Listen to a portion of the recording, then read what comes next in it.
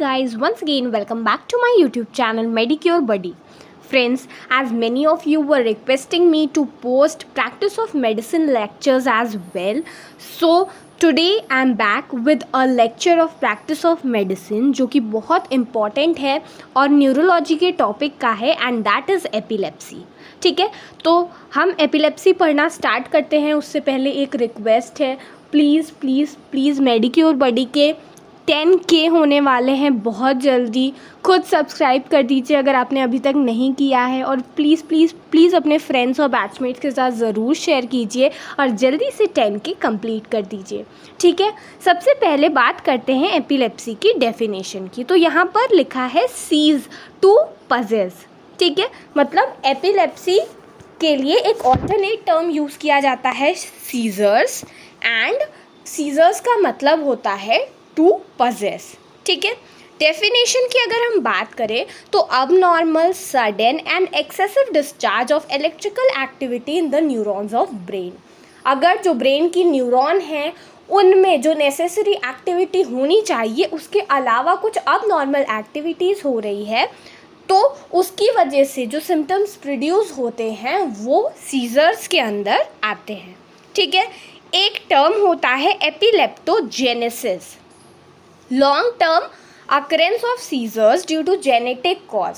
कई बार कुछ लोगों में सीजर्स आने की प्रॉब्लम होती है और वो कुछ जेनेटिक रीजंस की वजह से हो सकती है या फिर कुछ ऐसे रीजंस की वजह से होती है जो अभी तक अनरिकॉग्नाइज्ड है. ठीक है, तो इस टर्म को हम कहते हैं एपिलेप्टोजेनेसिस.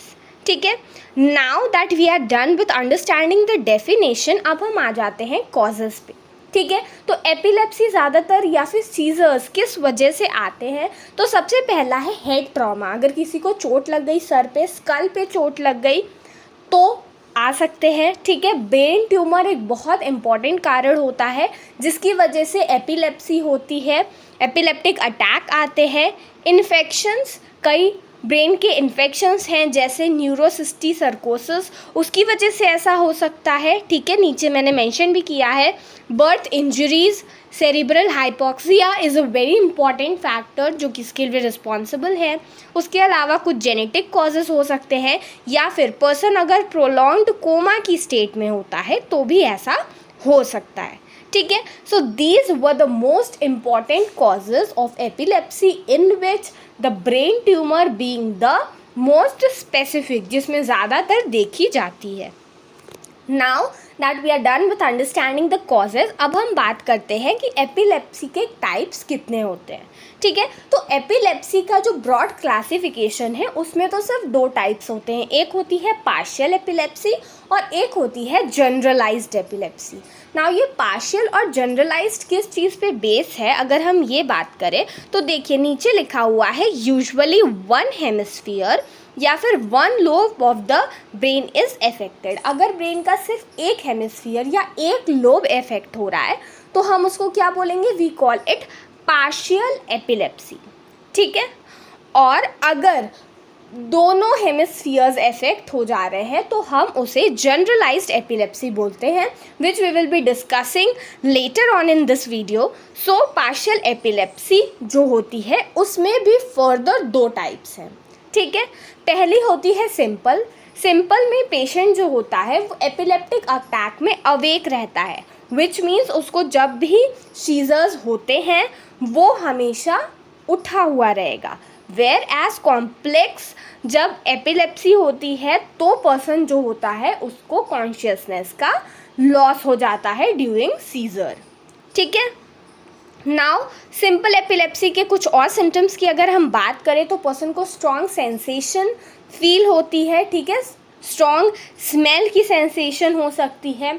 बॉडी में जर्किंग मूवमेंट्स फील हो सकते हैं. ठीक है, जो कि एक पार्ट में स्टार्ट होंगे और उससे पूरी बॉडी में फैल जाएंगे.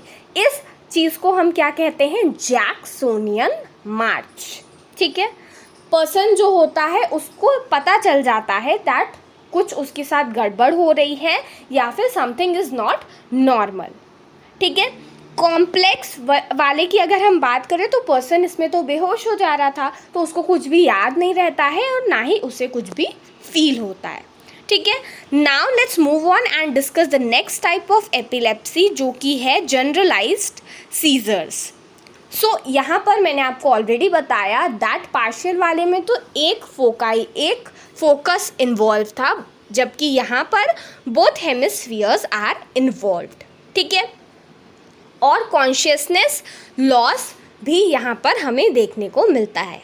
When primary seizures develop in generalised seizures, कभी कभी ऐसा होता है कि ब्रेन का पहले एक पार्ट इफेक्ट होता है और उसके बाद फिर दोनों हेमिस्फीयर्स अफेक्ट हो जाते हैं।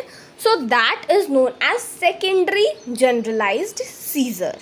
ठीक है, now that we are done with understanding the definition of generalised seizures, अब हम बात कर देते हैं इसकी कुछ टाइप्स की। ठीक है, तो first one is the tonic seizures. Tone, muscles में टोन होती है, तो वो अगर मसल्स में स्टिफनेस आ जाती है, फ्लेक्शन हो जाता है, सो इस टाइप के सीजर्स को हम क्या कहते हैं? We call it tonic seizures. Moving on to the next, atonic seizures explain करने की बहुत ज़रूरत नहीं है। दैट टोनिक में अगर फ्लेक्शन हो रहा था तो यहाँ पे रिलैक्सेशन हो जाएगा, स्टिफनेस जो है वो नहीं रहती है, और क्योंकि सारी मसल्स रिलैक्स हो जाती हैं तो there are chances that person जो है वो गिर जाए, फॉल। ठीक है, क्लोनिक कन्वर्जेंस की अगर हम बात करें तो क्लोनिक क्या होता है? कन्वर्जेंस अगर आ रहे हैं और मसल्स जो है वो बार बार कंट्रैक्ट रिलैक्स हो रही है, जो प्रॉपर एपिलेप्सी आपने मूवीज़ वगैरह में देखी होगी, तो वो चीज़ कन्वर्जन या फिर क्लोनिक सीजर्स में आता है। ठीक है, एक और टाइप होता है टोनिक क्लोनिक सीजर। ये तो टर्म से ही पता चल रहा है कि पर्सन में पहले टोनिक स्पाज्म होगा और उसके बाद क्लोनिक फेज आएगा। ठीक है, next one is myoclonic seizures. इसमें क्या होता है? जो मसल्स है, मायो मतलब मसल्स, क्लोनिक मतलब उसमें कंट्रैक्शन रिलैक्सेशन सिंगल मसल्स में, शॉर्ट मसल्स में देखने को मिलता है। ठीक है, कई बार पर्सन जो है वो बिल्कुल भी किसी भी टोनिक और क्लोनिक सीजर्स के बिना सिर्फ अनकॉन्शियस हो जाता है और फिर वो होश में वापस आ जाता है, and this is known as absence of any kind of seizures. ठीक है, एक कंडीशन होती है स्टेटस एपिलेप्टिकस। अगर जो पर्सन है, पेशेंट है, वो सीजर्स उसके लास्ट कर रहे हैं for more than 5 minutes, so that comes under status epilepticus. ठीक है, next is post epileptic symptoms.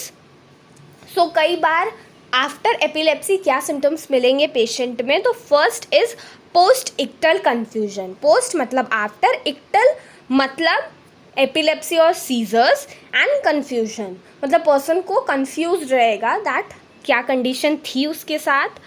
कई बार बॉडी में paresis, that means partial paralysis देखने को मिलती है। ठीक है, now that we are done with understanding the science and symptoms, causes and types of epilepsy, अब हम आ जाते हैं इसकी डायग्नोसिस पे। सो डायग्नोसिस के लिए बहुत इजी है, ब्रेन इन्वॉल्व है, एमआरआई करवाएंगे, सीटी स्कैन करवा सकते हैं, and EEG is a very important procedure that can be used for the diagnosis of epilepsy. Moving on to the treatments, daily medications, and अगर सपोज मैंने आपको बताया था ना कॉजेज में दैट ब्रेन ट्यूमर है, सो उसको रिमूव करने के लिए हम सर्जरीज भी परफॉर्म कर सकते हैं। ठीक है, so friends this is it about epilepsy. I hope I have made you all understand, and please आपको जो काम बोला है कर दीजिएगा, जल्दी से मेडिक्योर बडी के 10K कंप्लीट करवा दीजिए। Thank you.